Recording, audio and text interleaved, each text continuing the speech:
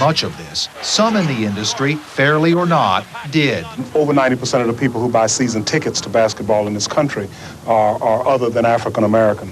And what that means is that there's an appeal there. But it was his tenacity, the elbows everywhere and never give up style of play that really set Larry Bird apart. I mean, he's got eyes in the back of his head. We know that. He is the best. Yeah, we're going to miss him. That was always mind-boggling to me. It still is. Walk into an arena and see 15, 16,000 people. I could take my game to the next level just off the roar of the crowd. There is always something sad about an athlete who plays on after his prime, and Larry Bird seemed to know that, getting out while the memories are all good. Bill Agatuda, CBS News, Los Angeles.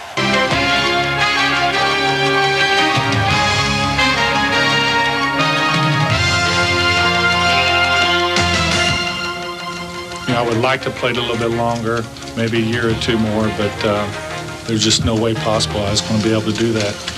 So today I'm retiring, and I'm still going to be around, but not in the capacity I once was. The Larry Legend era is over. Tonight we discuss Bird's beginnings, his impact on the game, reaction from teammates and rivals, and the future of the franchise. The big deal in Big D is the D. And why L.A. was totally gross last night. Another legendary Sports Center is next. And welcome to this special 31-minute edition of Sports Center, everybody. I'm Bill Patrick, along with Tom Meese. For 13 years, Larry Bird was, pardon the pun, the toast of the town in Boston. Very few have impacted his sport the way he did, and very few guys that, frankly, you and I, Tom, would pay money to see. Absolutely. But as Larry Bird said today, Bill, this is an emotional day, not a sad day. Well, that might be true for Larry Bird, but for legions of his fans both in and out of New England, the end of the Larry Bird era today was a sad day indeed. Larry Bird, for 13 years, he's been synonymous with the Boston Celtics, and over those 13 years has led the Celtics to 3 world championships and has racked up 3 league MVP awards. He is, along with Magic Johnson, the consummate team player, capable of taking over a game single-handedly, but preferring to mold a team in his competitive image for the common goal, winning. Today at a news conference in Boston, Larry Bird announced his retirement from basketball. Larry Bird, who's last seen August 8th at the Olympic Games, helping the United States win the gold medal, called it quits today. I would like to play it a little bit longer, maybe a year or two more, but there's just no way possible I was going to be able to do that. So today I'm retiring, and I'm still going to be around, but not in the capacity I once was. This is not a sad day. It's a very emotional day, but it's not really a sad day because I knew this day was going to come sometime, and I sort of prepared myself, but once you sign the papers and say you're retired, or once you get up here in front of these people, it's a little bit different. Just to hear it come out of his mouth was just so hard to swallow. I wouldn't miss being here for the world. I mean, I wanted to be here just because he's a teammate, and he's the captain of our team. But he's helped me out so much the last 2 years by coping with injuries. I think it's a bad day for the NBA when a guy like that retires.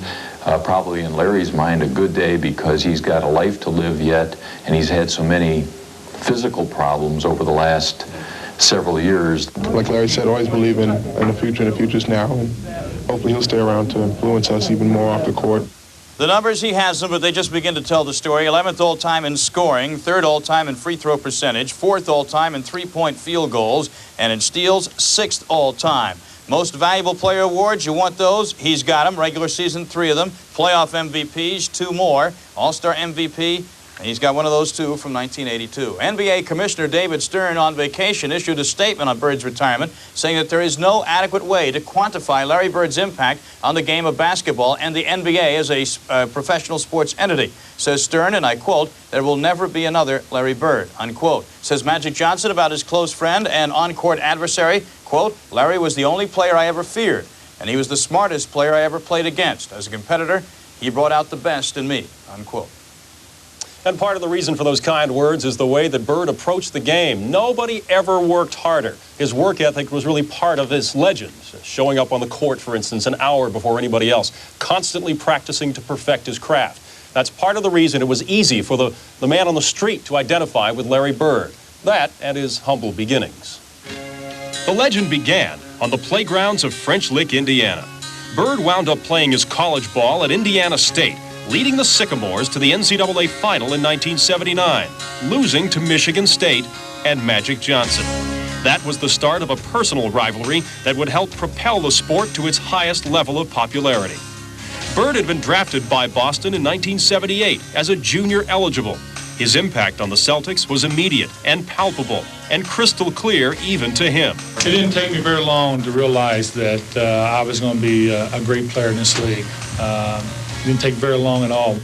How right he was. Bird averaged 21 points and 10 rebounds a game that season and was voted Rookie of the Year. He had turned the franchise around. His clutch play would become the stuff of which, well, legends are made. 28 seconds. Bird slap pass to Archibald.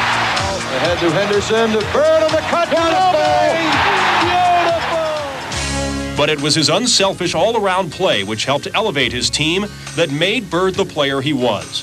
5 times he led the Celtics to the NBA Finals. 3 times they won, beating Houston in Bird's second season, 1981, besting the Lakers in '84, and the Rockets again in '86.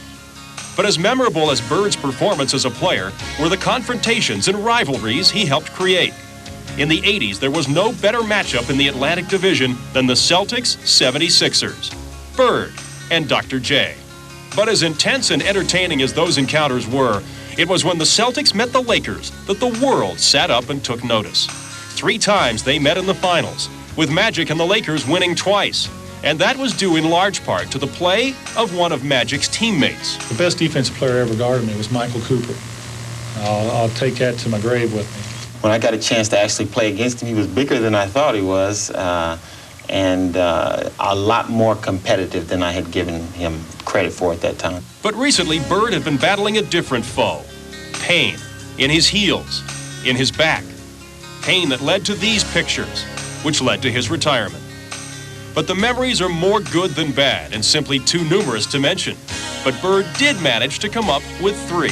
One was I hit a 3-pointer in Houston to put the game away. Chris Ford remembers that one because he got it. Been playing for so long, never won anything, so that was the first time he tasted victory. The second one was in Game 5 in '84 when I hit a turnaround on Magic after we got defeated by 30-some points in Game 3. We won that game to tie up 2-2 where we could have been swept that day. And in '86, when I was playing here against Houston Rockets in Game 6, I never quite had a feeling like that before in my life. He, of course, failed to mention the steal in Game 5 in '87 against the Pistons.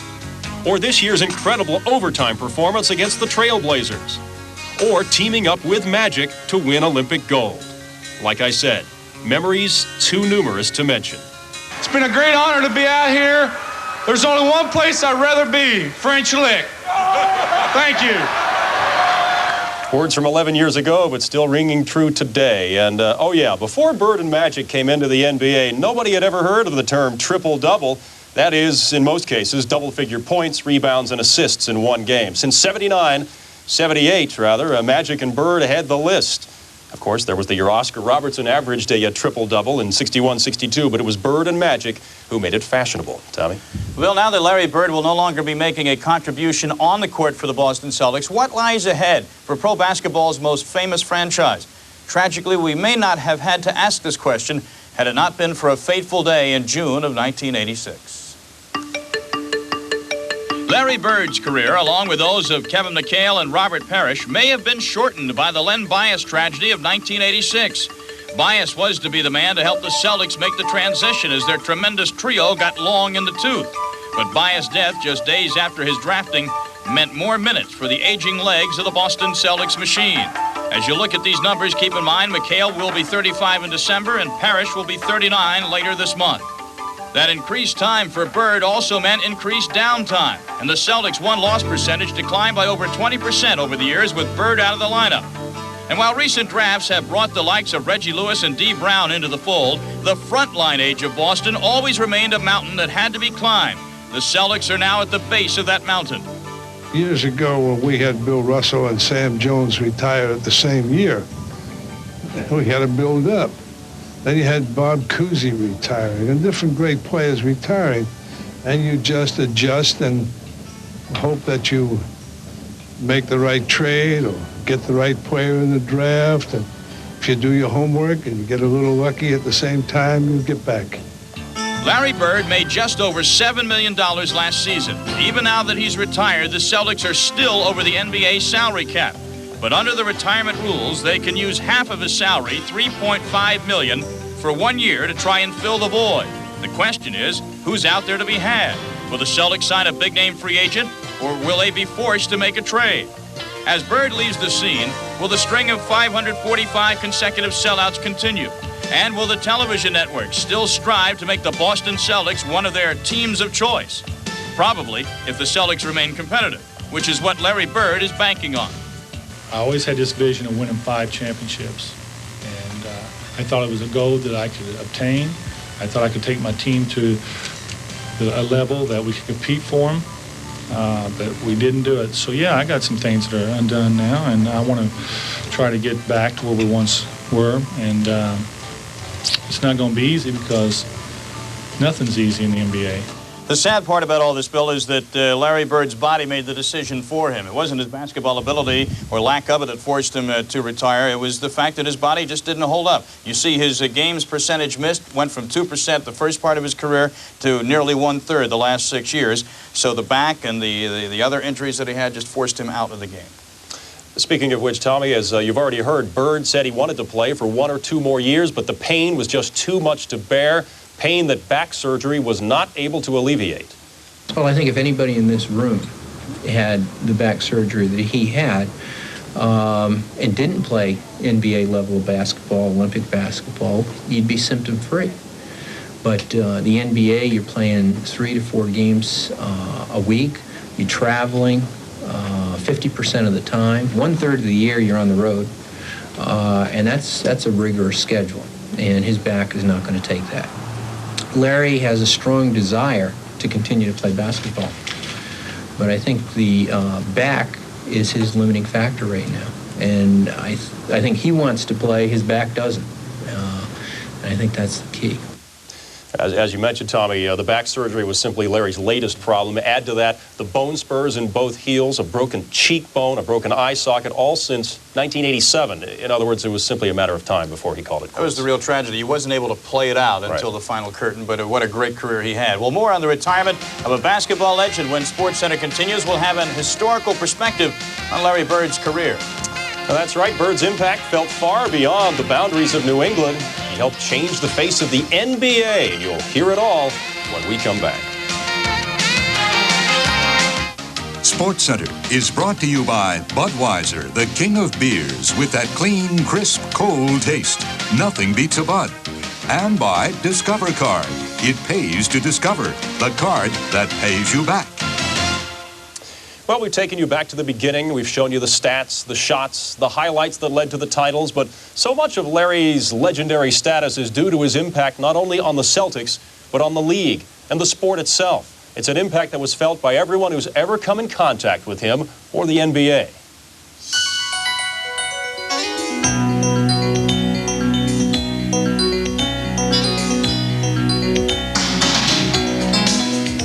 One thing that I know I did in my heart was when I played as hard as I could, but I knew what I had to do every night. I had to compete at a high level. I had to play as well as I possibly could play, and that's what I tried to do.